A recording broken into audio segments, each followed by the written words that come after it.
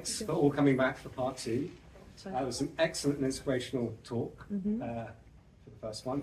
And we're now going to discuss, well, do you want to introduce what we're going to do? Yeah. Absolutely. So obviously I think everybody kind of knows like who I am. Like I work for SR2 and we help host the event. So we were thinking like last time it'd be quite nice to do a little bit of a Q&A, like a really relaxed one, a really chill one, to just see if anybody had any questions, whether it was about the market or jobs, recruitment, things along those lines, or because obviously I speak to developers, managers alike on a daily basis, and people have questions from their CVs or the jobs and anything. So yeah, I just thought it'd be nice to keep this nice and relaxed and see if anybody had some questions from my perspective I could maybe give some light to, or yeah, you kind of just go from there really and pick people's brains out and see if I can help. So may I ask the first question? What is the PHP market like at the moment? Could I jump into, not necessarily you, could anyone jump into it? Not someone good, yeah. No, 100%. And I think like what people have noticed, obviously like pre-COVID, the market was a lot better. I think people have kind of like noticed those things. There was a bit more of like a spike between 2016 to 2020 in comparison to now. It's definitely went a bit more downhill last year in comparison to now. But I was doing a little bit of research into it actually, and I think looking at the figures, so up to this point now, there was about, let's say roughly about 480 jobs that were posted up to about like August, but last year, and now it's about 590 to 600. So there's obviously a clear bit of a gap, bit of a difference. On those, like whether it's seniority level inclined or graduate, it's obviously a bit different, so it's fast, but there's definitely like an incline in it. And an incline in PHP jobs, especially in the southwest, which is quite interesting. London's always going to be the hub for these kind of like roles. They're always going to be hiring and things along those lines. But in the southwest, it's definitely got up, which is really nice to hear, especially over the last like 3 months. So brilliant. Yeah. 100%. So since you've come on board, yeah, the PHP job market. What I'm trying to say is I've single-handedly changed it all. There we go. Wow. Has anyone got any questions? Is that a trend we see across, like, generally speaking in recruitment, or is PHP different? Is it tracking, similar to, I don't know what you compare to other technology markets, or? Do you mean like in relation to like Go or JavaScript? I guess if you wanted to compare it to other languages specifically, or just job market generally. I think the job market in general, because like at our agency we have like obviously different recruiters focused on different stack, otherwise it ends up being like too much for one person. So. And I think what we do is we get together quite like frequently to assess like the market and what each other's kind of markets look like, to obviously because a lot of people work on full stack roles which involve like front and back end. And I think we found that it is just an increase in general and not necessarily just on the PHP basis, like full stack positions, obviously a lot of front end positions as well. So it's nice to see that it's getting a bit better, like whether that's just primarily because of funding or maybe a political change, but we've got to see if that's got much relevance to it yet, but yeah, hopefully in the next few months we can see if that's going to reflect a change in that at all as well. So yeah, it's quite nice to see. Stability post-COVID maybe as well. Maybe not recruiting split because of COVID. Yeah, things are sort of leveling out again. Maybe. Yeah, 100%. And I think, like as I said, like post-COVID, just straight away there was like a big drop in it, and I think 2022 to 2023 kind of saw like the worst drop. But since I'd say probably about like September, October last year, it started to go up a little bit more. Again, because I think companies are trying to stabilise a bit more projects are being created. So people feel like they're more stable now to actually put money into projects and actually have them, go through and things along those lines without worrying about redundancies and things along those lines. And yeah, definitely. That's good. Yeah, one any. Are you finding it's mostly remote work now, or are people now starting to ask people come back into the offices and stuff? So what's the sort of mix between remote and versus in the office? So generally, statistically speaking, it's about 33% higher like incline of companies asking people to go into the office. So there's been actually quite a big change. That's about roughly a third. Whether that doesn't necessarily mean full-time work, that just means companies have gone a lot more from like remote to asking people to go in 1 or 2 days a week at least. That's even working like with my own personal clients, and I've worked with SR2 specifically for 6 months in this kind of tech stack, and I've already seen a change of people going from fully remote, we want them to come in 2 days a week if they're located within X, Y, and Z. So sometimes they won't necessarily ask the developers that are located quite far away, because a lot of the times their contracts are based on the fact that they can work remotely. But sometimes they will find there's a bit of a difference. And yeah, so it's roughly about a third of companies that are changing their dynamic at the moment. So that's the third one, at least sometime in the office. Yeah, Not two-thirds fully remote. not necessarily fully remote, but happy to keep either fully remote or maybe like 1 day a week. But 33%, roughly a third of companies are changing it to be more included time in the office.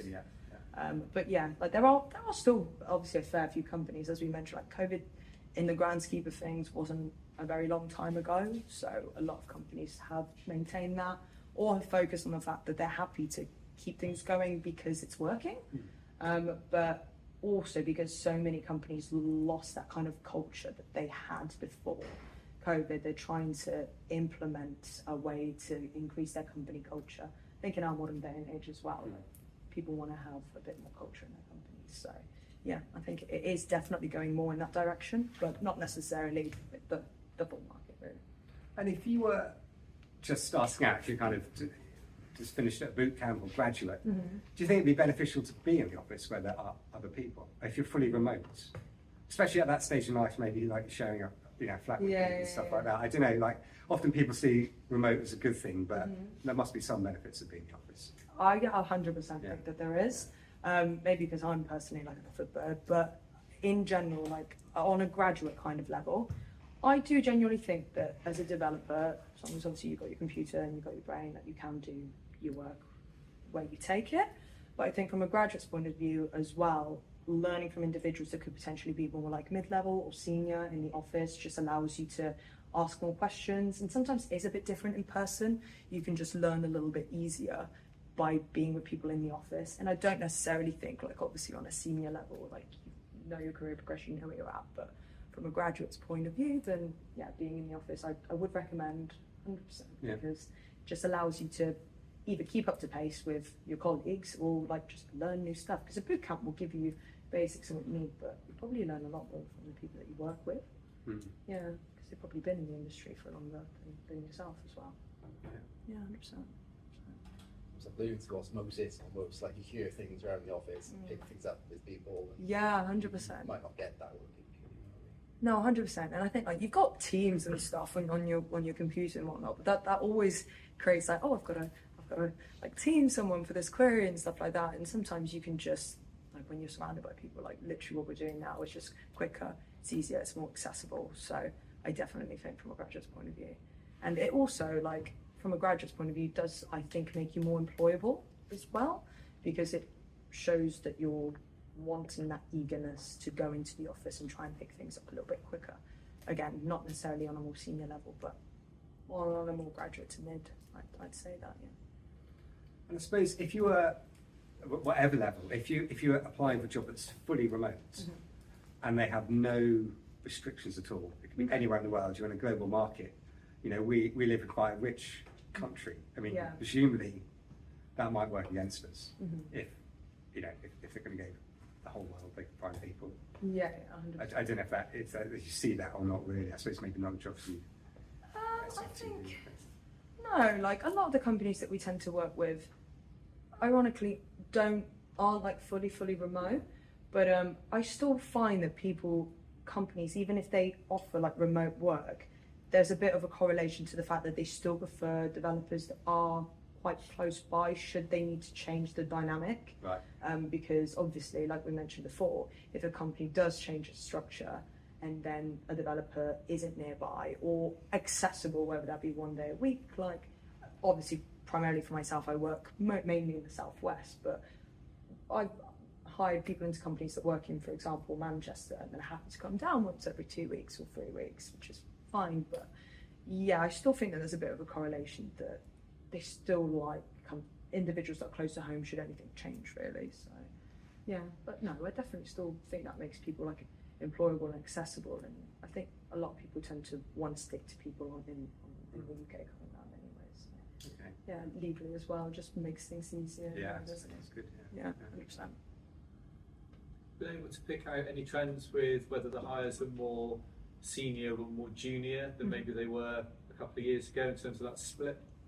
Not necessarily, in all honesty. I think recently, on the PHP side of things, just from my own personal side of things, definitely more senior.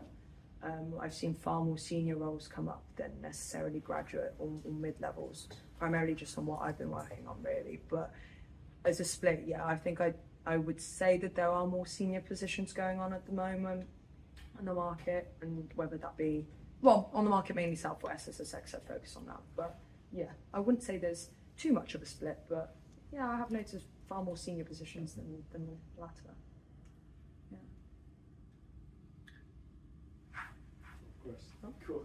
I was just wondering, so in a world in which there's more remote working, is there still a regional divide in terms of pay? Should I be looking for remote jobs in London? In London, I mean, London's always going to be more. Like, London's always going to be. Yeah. Offer more in general. I mean, there is definitely like a divide in pay, 100%. I think what I've noticed is companies, for example, in Wales or the south of Wales, will offer less than companies in Bristol. I mean, whether that's, even though Cardiff's still a city as well as Bristol, there is actually a fair bit of a difference between the pay of what they'd offer, for example, like a senior PHP developer or back-end developer, to what they would offer in Cardiff. And that's, what, maybe, is it 50 miles? 50, 60 miles, something like that. So it's really not that far away. Whereas, for example, if you go 50, 60 miles east, it will get better because it just does get closer to London. But obviously it depends on the company. They could be a small startup, it could be X, Y, and Z. But I mean, yeah, definitely London if you are looking for more. Because for a job, then probably best to look countrywide if you're okay for remote. Yeah. Yeah, 100%. I definitely would pick regionally if you're looking for remote work. Then I would look in London. Yeah, but maybe Bristol's puts me at a disadvantage here. Bristol's an expensive city as well. Yeah. To be fair, I would say Bristol's like kind of salary ranges are far better than other areas of the country. Or definitely in the southwest. I mean, it's kind of self-explanatory. I think it's like that for a lot of stuff because it's more expensive. But yeah, Bristol's not too far off London. I wouldn't be surprised. I could say like the senior kind of, let's say senior salaries start off at about like 55 or something, like in Bristol. Probably wouldn't only be about 5k difference in London. Yeah. But London is far more expensive. So I wouldn't say that far more expensive actually, would it be anymore? Like, is it? Is it that bad now? Has Bristol got that bad? It's all the people from London moving here. I think it is, you know, like, I don't know if you guys have noticed, but there's so many more people here than like maybe 5 years ago. I mean, obviously. Bristol's so expensive now. Yeah, we will have to move to Cardiff. Let's switch this and we'll all transfer it over to Cardiff. Yeah. As soon as the toll go up the grid, it just everything good. Yeah. No. Transfer to Cardiff but work in Bristol. Yeah. There we go. What is quite interesting from that, having done that, like I've always found that Cardiff has typically been a lot more Microsoft.NET type of area, with Bristol there's a lot more PHP, so that might also explain differences. You've got that's also something I was wondering, is there a different type of job available in different places? So London can have all these startups and stuff. Yes. Now I can't offer that much insight on it because I do PHP, not like, for example, .NET. But as I said, like our agency does do .NET, Java. What else we do? Like JavaScript, like Go, data engineering, all of that kind of stuff. And I do think that there is like for example, my colleague Rob, who focuses on .NET, like he tends to get more work up north. I don't know if there's a correlation on that end, but that is how it's been working for him. Whereas mine has, I don't focus on the southwest. It's just easier because I know the southwest. But I work on all the UK other than London because we have a London office. So the people who work in London focus on the London market. Yeah, he's found far more like job opportunities, example, for people up north, whereas I have far more in Bristol and Cardiff. So I think so. That might brain if I think about it too much. Yeah, maybe a little bit. The message is just don't just look at Bristol, I suppose. Yeah, 100%. Especially if you're just looking for remote work, 100%. Like, because your opportunities are just far more open.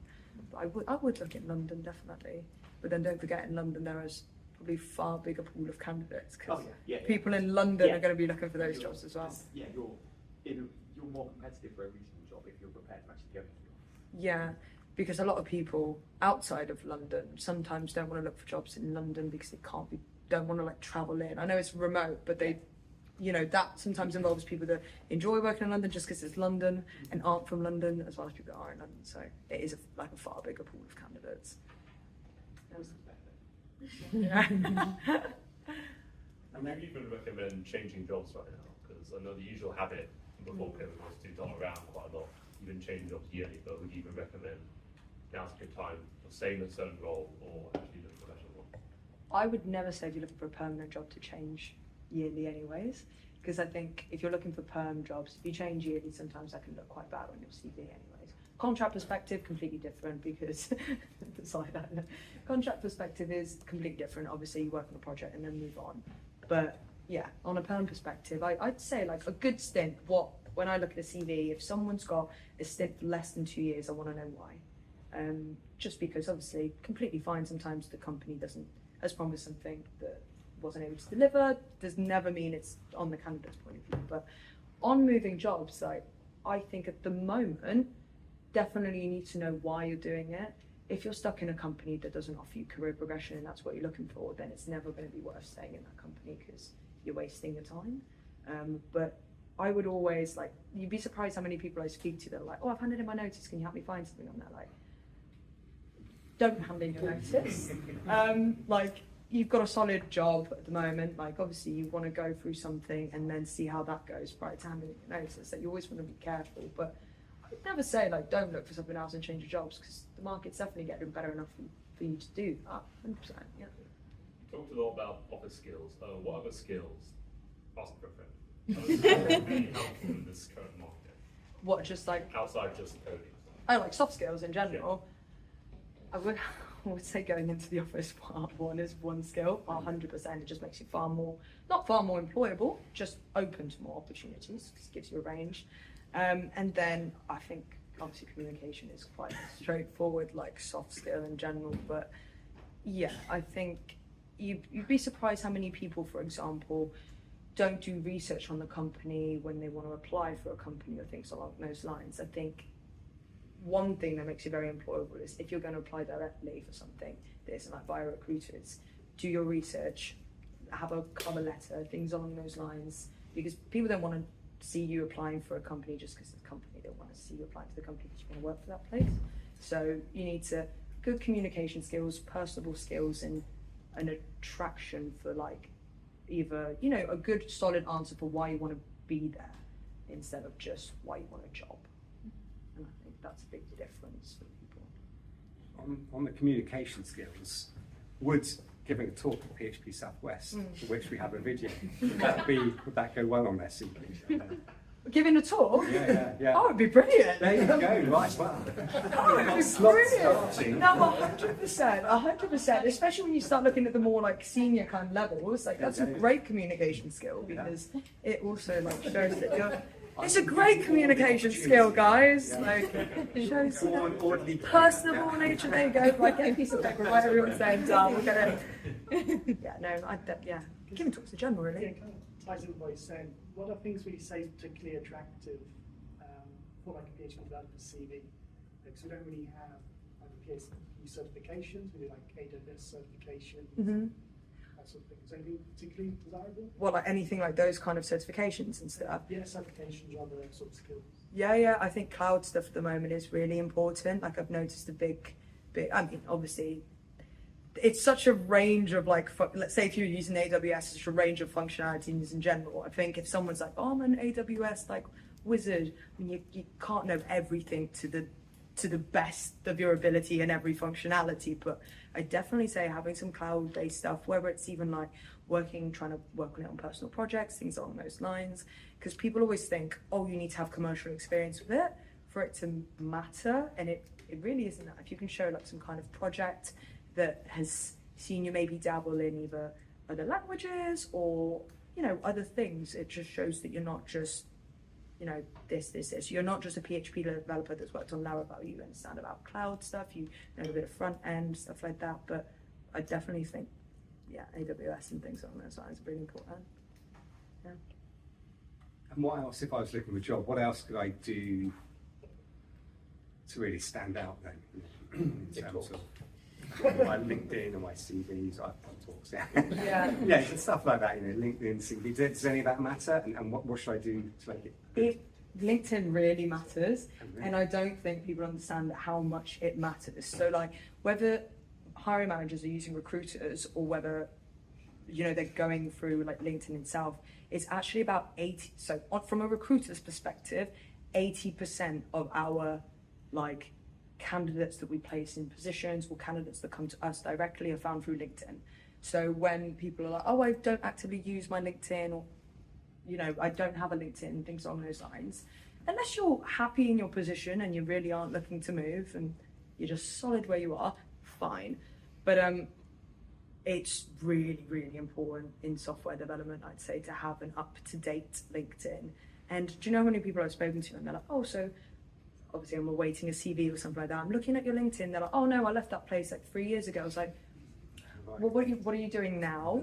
Because it'd be good to know. Like, so I'm guessing your skills are even better now in whatever you're doing, or X, Y, and Z. But you don't know that, so you're not making yourself as employable as you could be. So 100% with that. And on the CV side of things, one thing sometimes is people add so many like personal projects, so many skills, so many things along those lines. The CV is too packed with too many things. Like, say if you're again a hiring manager that's not using a recruiter and you're going directly, they're going to be looking over, let's say for a senior PHP developer job, trust me, they're going to be looking at over like 200 candidates maybe for one position. If your CV isn't short and snappy with what they need to know, they will probably just scroll by. Like on a recruiter's perspective, it's my actual job to look at them, so I'm not going to do that. But if you're going directly, yeah, you need a skill section, 100%. Have a skill section and narrow it down to like the, let's say 7 or 8 most like notable skills, what you feel is most proficient. So things like PHP, Laravel, put your frameworks on. Put the frameworks on, guys, because it's really important. Like, for example, I worked with a company not too long ago who really, really wanted Symfony developers. They just wanted people that understood Symfony. I mean, hear me out, guys. Actually, there's a question for you guys. Is Laravel built on Symfony or something along those lines? Yeah. Okay, it's getting there. It's getting there, guys. But yeah, like working with Symfony developers, and it's really good to know, for example, because a lot of people tend to work with Laravel these days. If you've got a skill such as that, it's nice to know. So I'd put your frameworks down there, and even if you're a back-end developer that's only looking for like back-end roles, I'd still put your front-end skills on there, because it just, you never know what opportunities could arise, could make you change your mind about something like X, Y, and Z, makes you employable. But have a skills section and don't keep your CV too, and have a LinkedIn link. Not just for me. Should be on my LinkedIn profile. So up to date. Yes. What else could someone put on there if they wanted to look good or stand out from the crowd? For like, are like endorsed skills important, or skills at all? Because I found in my LinkedIn, I have I sort of have education, and then I have really long job history because I had a job before my current developer job, and I've had jobs, and I have my qualifications and all that. And then right at the bottom, I have like, I can do these skills, and I'm like, and I've got like recommendations of people I know or people I've worked with, but like, I feel like, is anyone going to scroll all the way down past all of my job history to actually see my skills, or are they just going to look at my current job and assume what my skills are from that? It really depends who you're trying to attract. So if you're trying to attract, as I said, 80% of the candidates we look at will be through LinkedIn, and I assume many people here have been attacked by recruiters before, but it's our job, guys. But like, literally, we will go through your profile, because there could be, for example, let's say some people now don't work in PHP but have worked in PHP, and it just so happens that they've tried out a job using Go, don't like it, but they've got that PHP experience. It's relevant to us, but again, hiring managers on their own sometimes, depends on how big the company is as well, and it depends who you're trying to target, because some big companies won't have, for example, the tech teams actually look at the CVs. They'll have like, you worked in admin, maybe like individuals that were like admin assistants and stuff look at it, and they don't really know what they're looking at. So like, other than like just the word PHP and the word Laravel maybe, let's say. So I would maybe not put all your work experience if it's not necessarily relevant to the career progression you want. That's the thing. It's like, if I put my relevant career experience, I've only had this one job for 1 year. Okay. But then I went to uni for 3 years, but prior to that, I worked in admin for over 5 years. Okay, yeah. So it's sort of like, I do have a work history, but I'm not sure.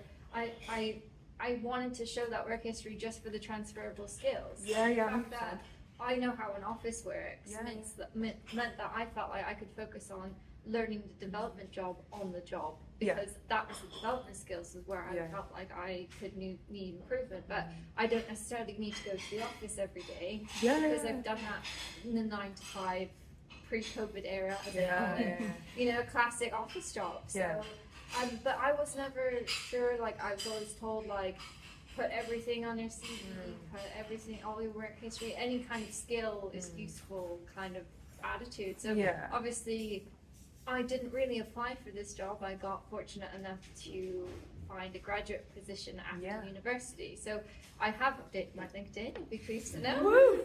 I'd love to hear it. But I haven't really gone through an application process or with a recruiter or anything like that. So I was thinking, when you're saying about updating it, obviously mine is up to date, but I'm thinking it might need some tidying up or housekeeping to sort of get rid of those really old jobs or things that I maybe have skills that I don't want to advertise, that kind of thing. So. I think from a graduate point of view, it is a little bit different though, because as you said, you're just transferring into something else. So I think the transferable skills are actually quite relevant because obviously you're doing something completely different now, but it's nice to have you know, if a recruiter was calling you, I'd ask why the change and what it is that's obviously made you want to go into X, Y, and Z. But exactly, like, but it's a very kind of like basic, obviously, like question, but that is a big change, for example, like yourself going into admin and going into like software. But it's also really interesting as well, because people usually have these really cool stories as to why they want to do that.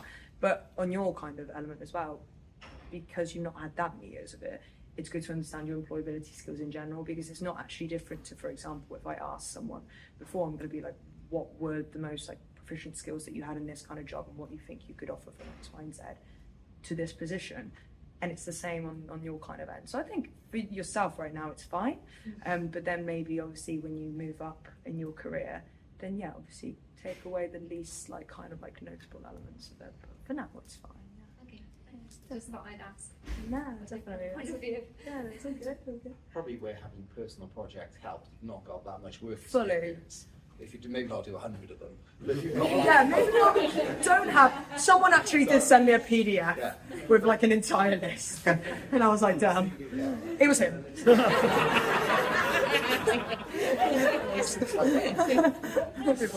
can show I've done this project, or I've done my personal website, or I've done some exercise in a boot camp or a tour like that. Fully. That could show to you. Oh, 100%. Yeah, 100%. Especially when you're starting off, if you want to, you know, because you want to go from starting off to then getting like a junior position, getting a mid position, and so forth. Like those projects are actually what you have to offer. So it's different now. After the talk about, because the talk today was about scaling up your personal project, and I said, I'll have to start a personal project, and then I'll use your talk to scale up my personal project. Because I'm not a hobby developer, if that makes sense. It's actually my partner who's a hobby developer, so I kind of had that sort of knowledge about it, and then I decided to pursue it as a career. But I went through the university route, so I have a degree in computing. Sounds very. I love that. Yeah. Brilliant. It sounds very posh. It sounds like I work with robots, but it sounds cool I as just, hell, I just know how to code websites, basically.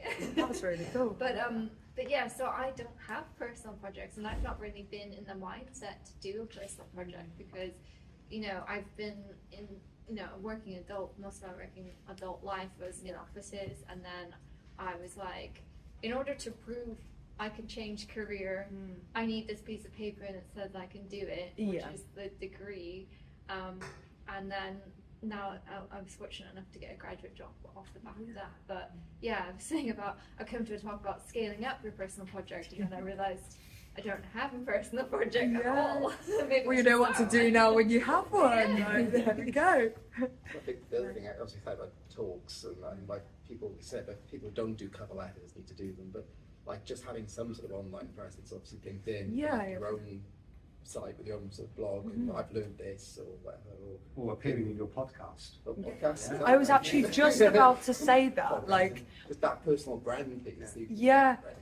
that's what some people lack, and it's not necessarily something that you need, but it's something that does make you stand out. Is like, for example, I'll see like software developers that write posts, not just like personal things and stuff like that, but they'll write posts about either what they're working on, or maybe an article they've read that they have like an insight or review on, or like they'll do a poll about something that's like quite interactive, that has that online presence, is really quite interesting. Like, podcasts are brilliant. Like, they are really, really good, but something that shows like you have a voice and an opinion on something is actually really interesting, even if that's literally like writing a poll on what people believe is X, Y, and Z and blah, blah, blah. But yeah, having a viewpoint and a standpoint, and not just using LinkedIn, for example, to look for jobs, but actually using it as a market tool to market yourself is really good. Yeah. I use LinkedIn as my CV, basically. Yeah. It's just a list of my job history that wouldn't fit on my CV.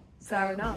Well, I think, yeah, like going forwards, maybe if you have like any kind of like viewpoints on things you're working on, or especially for yourself because you've changed your career path and on something different, maybe even like writing a bit about your story and how you're finding it as a graduate moving from X, Y, and Z, stuff that people can find, you know, like intriguing to read and whatnot, just adds to your online presence a little bit more. And what kind of, like, if you're doing posts, so there's those personal kind of things, and then I suppose sharing, I mean, what are good posts? If you know, if I'm going to try and write one post, well, a week, maybe a month. Try do 2 a week. Trust me. 2 a week. We are, like, as recruiters, like the general, like it's actually expected of us to do 3 a week. Yeah. And just because our markets are literally built off how we sell ourselves, that we don't get any. I do 360, which I don't know if anybody knows. It means like you find your clients as well as your candidates, but a lot of people don't. So it's a little bit different. But your posts need to be like one thing that no one ever wants to see is just a block of writing. Get some pictures up there, get some pictures, get some emojis. I'm not kidding. It's 2024, guys. Like make it look quite. Twice a week. Twice a week. Not on a Friday. Not on a Friday. You want most visibility on a Tuesday. On a Tuesday. Real insights here. Yeah, most visibility. Do it on a Tuesday. So I've got to have a post ready to go on Tuesday. Yeah, get a post signaled in on Tuesday. Second best day for it. Second best day? Yeah, for my second post. On Thursdays? Thursday. Yeah. Tuesdays and Thursday. Right, okay. And if you want to, okay, Tuesday and Thursday, if you want to be specific, 8 and 11 a.m. or 5 to 7 p.m. 8 a.m.? 8 a.m. to 11. I'm early for it. I'm in the office, I'm plugging 10 to 7. You can do it at 8. So 8 to 11. You can get it. You can I type can write it all down for you. 8 to 11, 5 to 7, Tuesdays, Thursdays. Insightful? Insightful. Interesting? Okay, here we are. Okay. Yeah. No, Okay, so one insightful post, do a post that's, you know, genuinely of interest to you. Don't copy and paste stuff. Like, write stuff that's genuinely of interest to you, whether that's personal stuff or whether that's something about what you're working on, or whether it's about a blooming Laravel update or anything along those lines, or like, you know, anything, something that's insightful. One personal post a week, because it actually allows people to see you and not just like a robot. can't get ChatGPT to write it. No, I have never opened ChatGPT in my life, and I refuse to. Sorry for everyone here. Sorry. It's not. You've got enough in there. As a software tool, it looks really cool. Yeah. But sorry to offend people. But no. I actually used it to write one of our Brilliant. Southwest things. But I'll Sorry about that. stop. No, like yeah, personal one and then insightful one. Insightful. 100%. Yeah. Is there like a thing if you're posting about stuff that isn't like related to programming and coding and things, Do can it. you just post about whatever? Or? Yeah, do I it. really like model trains. Can you post about trains? Well, do it.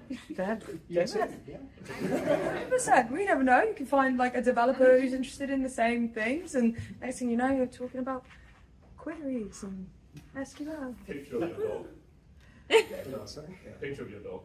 Or a picture of Willow, which I'm pretty sure we would all very happy for you to expand your LinkedIn with. Picture But of someone else's dog. yeah, a picture of anyone's dog, guys. Send me pictures of your dogs. I've got a question, Beya. Go on. What are some of the most employable traits? Employable traits. Yeah, like, you know, do you ever get employees that be like, oh, but this person wasn't like this? Okay. I mean, that really is dependent on the employer, but I'd say, oh God, like being a bit more, okay, how do I put it? Like having a bit of a character to you. Sometimes I'll run through like interview. If I think someone maybe has all the development skills for the role, but necessarily not like the soft skills necessary, I'll like run an interview with them beforehand and see like, oh, maybe you could like just be a little bit more like open your mouth a bit more, speak a little bit clearer, X, Y, and Z. Obviously, it allows them to be a little bit more employable, but like genuinely like clear, concise speaking and like keeping your voice up, feeling a bit confident. Sometimes with people like, especially if it's Teams call, when they like revert themselves in, don't look at the camera and things like that, it's like it's good to have that more personal kind of aspect to an interview. So definitely be more like clear, concise, and a bit more like not shy, but a little bit louder to you, a little bit more of a character to you. But it really depends on the employer, but like 100%. But obviously when we speak to people and they're like, oh, we want, honestly, like some companies I've worked with that have been remote, they're really not that fussed about the soft skills that much because they don't really see them. But like some other companies I've worked with are like, yeah, exactly. They genuinely are. They're like, we just need someone who can do X, Y, and Z really well. But then some of the people that involve going into the office are like, look, we need like with someone I'm working with at the moment, they're like, we need an outspoken person. Like our team is chaos. I was like, okay, nice. They're like as bubbly as it gets. I was like, okay, cool, here we go. Is this a PHP developer? It actually is. They're all like lab stack, like yeah. No. Or is there a bubbly person who's also developing? Honestly, like, their team is like very outspoken and very nice, really lovely. But because they've got quite a big culture involved coming into the office, the culture fit is really important to them. So they need someone that's a little bit like more outspoken. But I think those kind of skills are really, really dependent. But I think just opening yourself up a little bit more in interviews, especially if it's a Teams call, like be generally like outwards and like sit up and stuff like that. Like I've actually had like some like fake like interviews with people where they'll just be like slouched and like stuff like that, and they're like, come on, sit up, like speak to me, tell me about you, like otherwise, you know what I mean? And yeah, and just be a little bit, maybe a little bit less formal, like a little bit like. This is my admin, like. But not like too like informal as well. Like there is an element as well. Sometimes people find it as well where people have been a bit slouched and they're like, this is an interview. Like you do want to have a level of decorum too. You know? Well, what you do is you put it on so you can get in the door. There we go. There we go. You can just go crazy. But no, like. You know, they've got you there, and you're like. But honestly, like personability skills really does depend on the people and what they're. This is why doing your research on the company is important, guys. Like, do your research, like read the job specs, know what you're going in for. You may not be able to answer this with camera and so forth, but what's anonymising it as well? Oh, what's the most unprofessional interview experience you've ever heard about? Is that someone crossing their legs too much and sitting on the shorts? Like what's just the worst case scenario? We can all make sure at least we don't replicate it. Literally getting their vapes and their toolkit out. You know what I mean?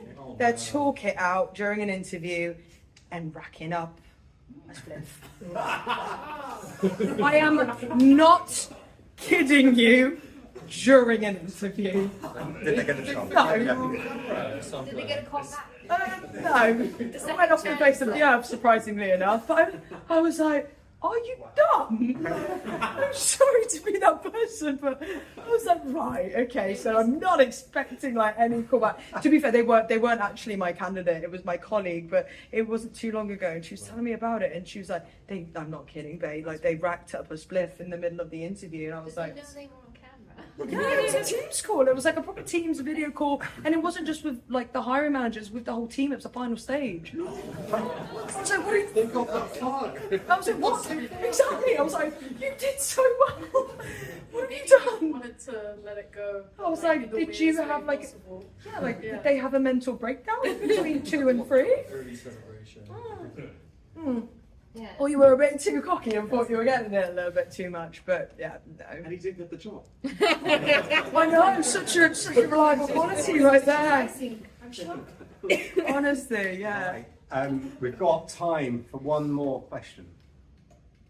Oh, should we have left it on that? Oh, we've got one more. I was just going to say, like, if you don't have projects, I guess the other thing I'm thinking of is open source.